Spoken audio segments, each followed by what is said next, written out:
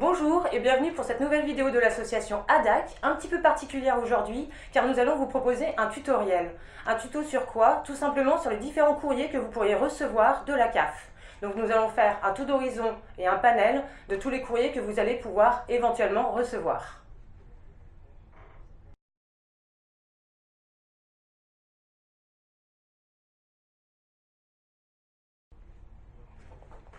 Alors malheureusement, le cas le plus récurrent, c'est le cas où la CAF vous demande de rembourser une ou plusieurs prestations. Alors, lorsque la CAF vous demande de rembourser une dette, voilà le type de courrier que vous allez recevoir. Donc c'est bien indiqué notification de dette.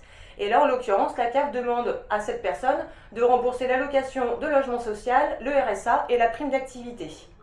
Alors bien sûr que les voies de recours sont notées tout simplement au verso.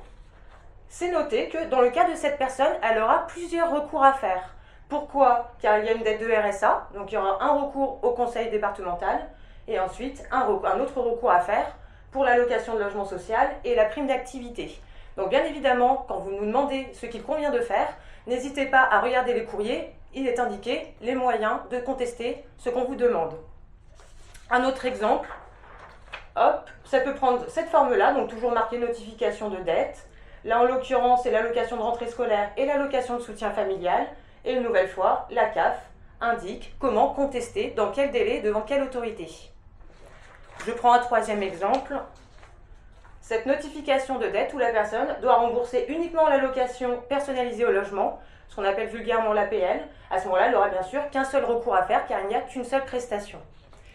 Attention, lorsque la CAF vous notifie une dette, la plupart du temps, elle vous joint ce document vous demandant de reconnaître la dette et de joindre donc un ordre de prélèvement pour qu'elle puisse directement se prélever sur votre compte en banque. Faites attention, en remplissant ce document, vous reconnaissez la dette, de sorte que par la suite, si vous souhaitez contester, il ne sera plus possible de le faire. Donc si bien sûr vous avez l'intention de contester, ne remplissez surtout pas cette reconnaissance de dette.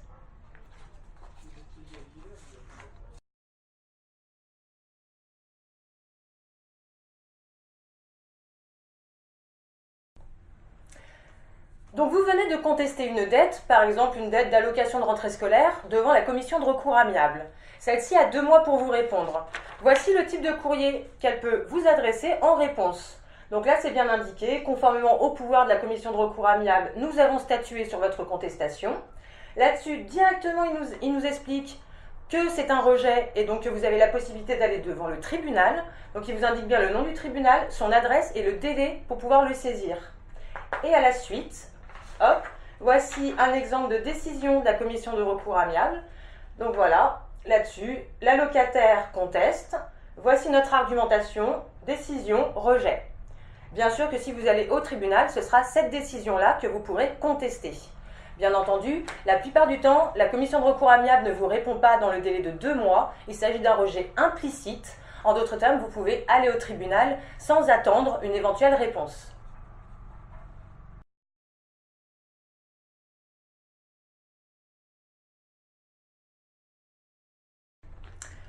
Dans certains cas, en plus de vous demander de rembourser une ou plusieurs prestations, la CAF estime que vous avez fraudé. C'est-à-dire que vous avez volontairement omis de déclarer des ressources ou une situation dans le but de percevoir des prestations auxquelles vous n'aviez pas le droit.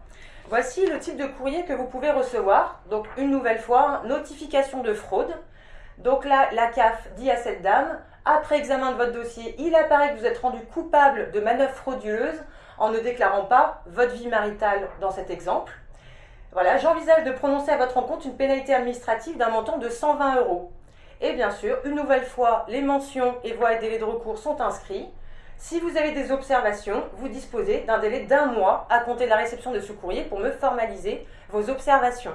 Donc ça, il faut vraiment faire très attention. Autant pour contester une dette, vous avez 2 mois. Autant pour contester une fraude, vous avez 1 mois pour formuler des observations devant le directeur de la CAF ou le département s'il s'agit d'une fraude de RSA. À la suite, donc imaginons vous avez fait vos observations dans le délai d'1 mois et là-dessus le département vous notifie un refus. Alors là c'est un autre exemple, là c'est le département qui refuse les observations d'une personne contre une fraude éventuelle au RSA. Et là donc le département lui dit on a bien eu vos observations, votre dossier est passé en commission pluridisciplinaire, malheureusement je vous informe que j'ai décidé de maintenir la pénalité administrative de 500 € au motif de fausse déclaration de ressources.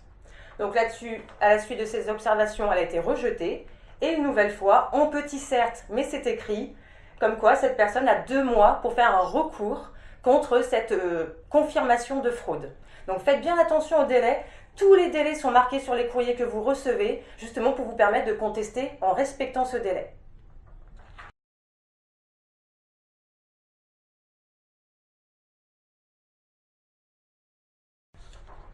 Un autre exemple, en l'occurrence, il s'agit d'une fin de droit RSA. Alors, bien évidemment, une nouvelle fois, la CAF vous envoie un courrier, Revenu de solidarité active, fin de droit, et là-dessus, madame, vous ne remplissez pas les conditions pour bénéficier du RSA, c'est pourquoi vous ne pouvez plus recevoir cette allocation. Alors, bien évidemment, une nouvelle fois, c'est indiqué, si vous désirez contester cette décision, vous devez faire un recours dans le délai de 2 mois devant telle autorité à telle adresse. Donc bien évidemment que cette dame, si elle conteste sa fin de droit RSA, elle doit suivre bien les recommandations du courrier qui l'invite à faire un recours devant le président du conseil départemental dans le délai de 2 mois. En l'occurrence, dans le cas de cette dame, il a suffi d'indiquer que cette dame n'avait tout simplement aucune ressource et donc par conséquent, elle était dans son bon droit à percevoir le RSA.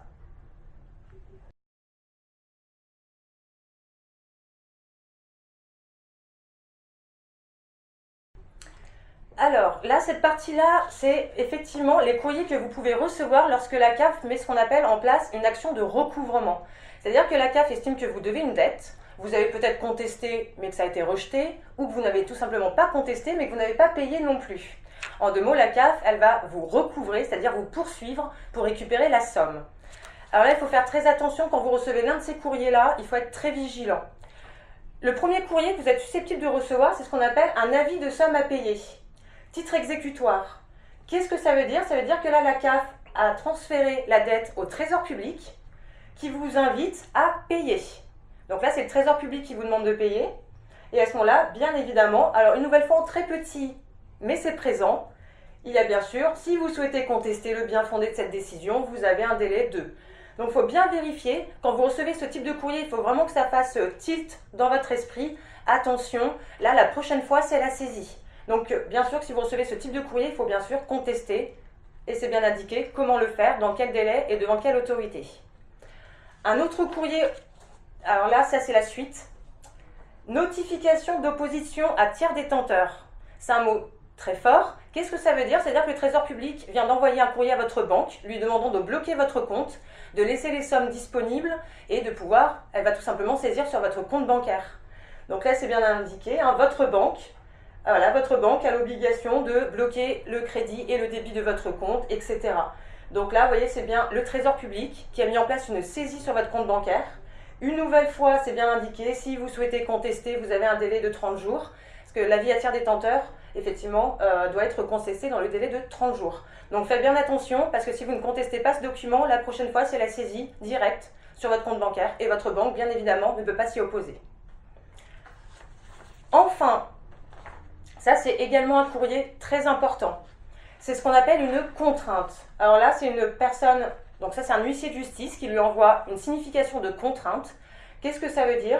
Ça veut dire que là, la prochaine fois également, c'est une saisie. Donc ça peut être saisie sur compte bancaire, sur vos rémunérations, vos indemnités journalières de la sécurité sociale, votre pension de retraite. Hein. Il faut savoir que le Trésor public ou un huissier peut saisir sur tout ce que vous avez. Et là, il faut faire effectivement très attention, car vous avez 15 jours pour contester une contrainte. Et c'est devant le tribunal.